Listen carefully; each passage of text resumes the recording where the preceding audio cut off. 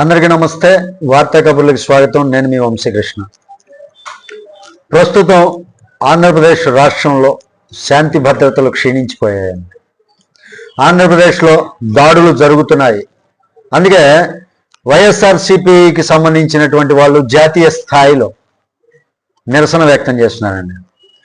ఆంధ్రప్రదేశ్ రాష్ట్రంలో శాంతి భద్రతలు క్షీణించాయని, ఆంధ్రప్రదేశ్లో దాడులు జరుగుతున్నాయని, వైఎస్ఆర్సీపీ మీద, వైఎస్ఆర్సీపీ నేతల మీద, వాళ్ళ యొక్క కార్యకర్తల మీద దాడులు జరుగుతున్నాయని ఎంపీ స్థాయిలో వ్యక్తులు, మాజీ ఎంపీలు అందరి మీద కూడా దాడులు జరుగుతున్నాయని, అందరినీ కూడా ఇదే విధంగా అవమానిస్తున్నారు అని, లేదంటే దాడి చేసి గొడవలు చేస్తున్నారు అని, అందువల్ల ఆంధ్రప్రదేశ్లో శాంతి భద్రతలు పూర్తిగా క్షీణించిపోయి వ్యవస్థ అతలాకుతలం అవుతుంది అని, అక్రమ రాజ్యం వెళ్తుంది, అక్రమం అనేది రాజ్యం వెళ్తుంది అని, కాబట్టి ఆంధ్రప్రదేశ్ రాష్ట్రంలో రాష్ట్రపతి పాలన విధించాలి అని చెప్పేసి పార్లమెంట్ ఎదుట వైఎస్ఆర్సీపీ ఎంపీలు ప్లకార్డులు పట్టుకొని నిరసనకి దిగారండి.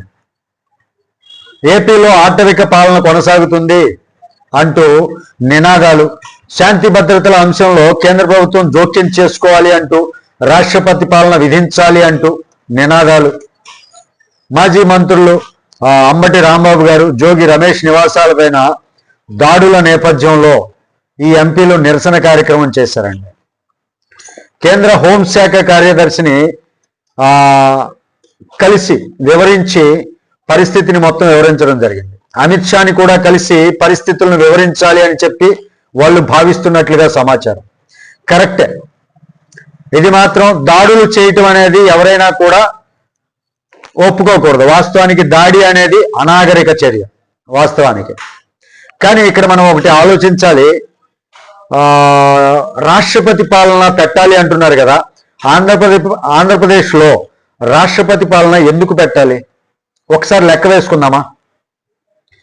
2019లో అధికారంలోకి వచ్చిన దగ్గర నుంచి, అంటే అధికారంలోకి రాకముందే ఎన్నికలు జరుగుతున్నటువంటి సమయంలోనే మార్చి 15, 2019 ఏం జరిగిందో మనందరికీ గుర్తులేదా? వివేకానంద రెడ్డి గారి హత్య, జగన్మోహన్ రెడ్డి గారి సొంత బాబాయ్, జగన్మోహన్ రెడ్డి గారి తండ్రి వైఎస్ రాజశేఖర్ రెడ్డికి సొంత బ్రదర్, ఆయన హత్య చేశారు. ఎవరు హత్య జరిగింది, ఎలా హత్య జరిగింది అందరికీ తెలుసు, పేపర్లో వచ్చింది. దాన్ని ఎలా మసిపూసి మారేడికాయ చేశారు, ఎవరు నారాసుర రక్త చరిత్ర అంటూ చంద్రబాబు నాయుడు గారి మీద పెట్టే విధానం మనందరికీ కూడా తెలిసిందే. జస్ట్ బికాజ్ ఆఫ్ ఆ హత్య జరిగినందుకు గాను రాష్ట్రపతి పాలన పెట్టాలా? వాస్తవానికి దాని తర్వాత దాన్ని ఏ విధంగా ప్రచారానికి వాడుకున్నారో మనం అందరం చూసాం.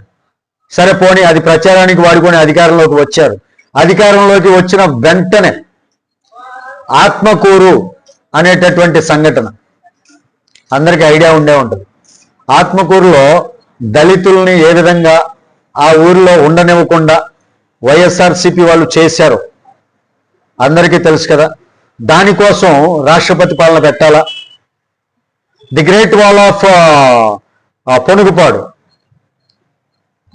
మాజీ మంత్రి, మాజీ హోంమంత్రి మేకతోటి సుచరిత గారి నియోజకవర్గంలోనే, స్వగ్రామం కాదు నియోజకవర్గంలోనే ఒక వాల్ ఏర్పాటు చేసి రోడ్డు మీద నడవకుండా ఒక కాలనీలు మొత్తం గోడ కట్టేసినటువంటి సందర్భం.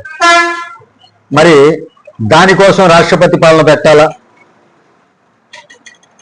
ఇవన్నీ మర్చిపోయారేమోనండి వీళ్ళు, ఇవన్నీ మర్చిపోయారేమో. వైఎస్ఆర్సీపీ ఇప్పుడు ప్రజెంట్ కేంద్రంలో ఉన్నటువంటి వాళ్ళు మర్చిపోయి ఇలాంటి ప్లగాట్లు పట్టుకున్నారేమో. ఇంకొక సంఘటన మనం గుర్తు చేసుకుంటే, కరోనా సమయంలో ఒక మాస్క్ అడిగాడని దళిత డాక్టర్ సుధాకర్ గారిని ఏ విధంగా చిత్రహింసలకు గురి చేసి కొట్టి, ఏ విధంగా అవమానించి ఆయన మరణానికి కారణమయ్యారు. దానికోసం రాష్ట్రపతి పాలన పెట్టాలా? యాక్చువల్లీ సుధాకర్ గారిది ఆత్మహత్య అనటం కన్నా కూడా హత్య అనొచ్చేమో. హత్యకి ప్రేరేపించినటువంటి సంఘటనలు. మరి దానికోసం రాష్ట్రపతి పాలన పెట్టాలంటారా? డాక్టర్ అదే వైఎస్ఆర్సీపీ వాళ్ళు హాస్పిటల్కి వెళ్ళి వీడియోలు ఉన్నాయి కదా, కొన్ని వీడియోలు, ఎవరో సుచరిత ట్రాక్టర్ తోటి మహిళను గుద్ది చంపారు, తొక్కిచ్చి చంపాడు వైఎస్ఆర్సీపీ నేత. దానికోసం రాష్ట్రపతి పాలన పెట్టాలా? అంతేకాదండి, ఆ అధికారంలోకి రావడంతో ప్రజల సొమ్ముతోటి నిర్మించినటువంటి ప్రజా వేదికని అక్రమంగా కూల్చేశారు కదా, ప్రజల సొమ్ముతోటి కట్టినటువంటి భవనాన్ని. మరి ఆ చర్య జరిగినందుకు రాష్ట్రపతి పాలన పెట్టాలా? మాజీ ముఖ్యమంత్రిగా ఉన్నటువంటి చంద్రబాబు నాయుడు గారి పైన ఎన్ఎస్జి సెక్యూరిటీ అండర్లో ఉన్నటువంటి ఒక మనిషి పైన దాడులు చేసినందుకు, విశాఖపట్నంలోనూ, అదేవిధంగా ఆత్మకూరు వెళ్ళేటప్పుడు బస్సు మీద, ఆ తర్వాత ఆయన ఇంటి పైన కూడా దాడి చేశారు. గేటుకి తాళాలు వేసి, ఇంటి గేట్లను కట్టేసి పోలీసులను ఉపయోగించుకొని చాలా దాష్టికం చేశారు. మరి ఆ రోజు రాష్ట్రపతి పాలన పెట్టాలి అని అడగలేదే? దానికోసం రాష్ట్రపతి పాలన పెట్టాలా? ఆఫ్టర్ దట్ చీరాల్లో కిరణ్ కుమార్ గారు కరోనా సమయంలో మాస్క్ పెట్టుకోలేదని కొట్టి చంపారు. ఓకే, పోలీసులు లాఠీ దెబ్బలు కానివ్వండి, ఏదన్నా కానీ. మరి అది జరిగిన తర్వాత కూడా అప్పుడు ముఖ్యమంత్రిగా ఉన్నటువంటి జగన్మోహన్ రెడ్డి గారు స్పందించాల. మరి దానికోసం, అలాంటి చర్యల కోసం రాష్ట్రపతి పాలన పెట్టాలా? ఇంకా చెప్పుకుంటే సీతానగరంలో వరప్రసాద్ గారి శిరోమండనం, ఇసుక అక్రమ తవ్వకాలు చేస్తుంటే వాటి మీద మాట్లాడాడని చెప్పి శిరోమండనం చేసి చిత్తగబాదారు. మరి అలాంటి దుశ్చర్యల కోసం రాష్ట్రపతి పాలన పెట్టాలా? ఎంపీ వాడి పేరేంటి, కారు డ్రైవర్ సుబ్రహ్మణ్యాన్ని చంపాడు, దళిత కారు డ్రైవర్ చంపేసి డోర్ డెలివరీ చేశాడు కదా. మరి ఆ సంఘటన కోసం రాష్ట్రపతి పాలన పెట్టాలా? మరి ఇన్ని సంఘటనలు వైఎస్ఆర్సీపీ పాలనలో ఎలా మర్చిపోయారు సార్? డోర్ డెలివరీ చేశాడు, కానీ ఆ మంత్రి పైన ఇంతవరకు చర్యలు లేదు, ఆయన రాజీనామా కూడా చేయలేదు, అతనికి శిక్ష కూడా పడలా. మర్డర్ చేశాడు, హ్యాపీగా బెయిల్ తీసుకున్నాడు, బయటకు వచ్చాడు, తిరుగుతున్నారు. అతన్ని పార్టీ నుంచి కూడా సస్పెండ్ చేయాల. కర్నూలులో అబ్దుల్ సలాం కుటుంబం మొత్తం కూడా ఆత్మహత్య చేసుకొని చనిపోయడానికి కారణమైనటువంటి ఒక పోలీస్ అధికారి, ఒక హెడ్ కానిస్టేబుల్ చేయనటువంటి దొంగతనాన్ని అతని మీద మోపి ఆ కుటుంబం మొత్తం బలయ్యేలా ప్రేరేపించారు కదా, ఎదురు దాడులు చేసి కేసులు పెట్టి. దానికోసం రాష్ట్రపతి పాలన పెట్టాలా? జస్టిస్ రాకేష్ కుమార్ గారు రూల్ ఆఫ్ లా ఉందో లేదో తెలుస్తాను అన్నందుకు ఆయన్ని వ్యక్తిత్వ హననం చేస్తూ కోర్టులో అసలు నువ్వు ఎవడవో ఈ కేసు విచారించడానికి అని మాట్లాడినందుకు న్యాయ వ్యవస్థని చులకనగా మాట్లాడి అవమానించినందుకు దానికోసం రాష్ట్రపతి పాలన పెట్టాలా? అమరావతి రాజధాని నిలబెట్టుకోవటం కోసం అమరావతి రైతులు దాదాపుగా 1600 రోజుల పాటు, అంటే 1570 అనుకుంటా, గుర్తులేదు కరెక్ట్గా, 1560 రోజుల పాటు రాజధాని కోసం పోరాడుతూ ఉన్నటువంటి రైతుల్ని పోలీసుల చేత తన్నించి, పోలీసులు కవాత్ చేసి వాళ్ళందరినీ అడ్డుకొని నానా చిత్రహింసలకు గురి చేసి రైతు అని కూడా చూడకుండా వాళ్ళని అవమానం చేసినందుకు, అందుకోసం రాష్ట్రపతి పాలన పెట్టాలా? ఇప్పుడు వీళ్ళందరూ చెప్తున్నటువంటి రాష్ట్రపతి పాలన ప్లగార్డులు పట్టుకున్నారు కదా, అది ఎందుకోసం అడుగుతున్నారు?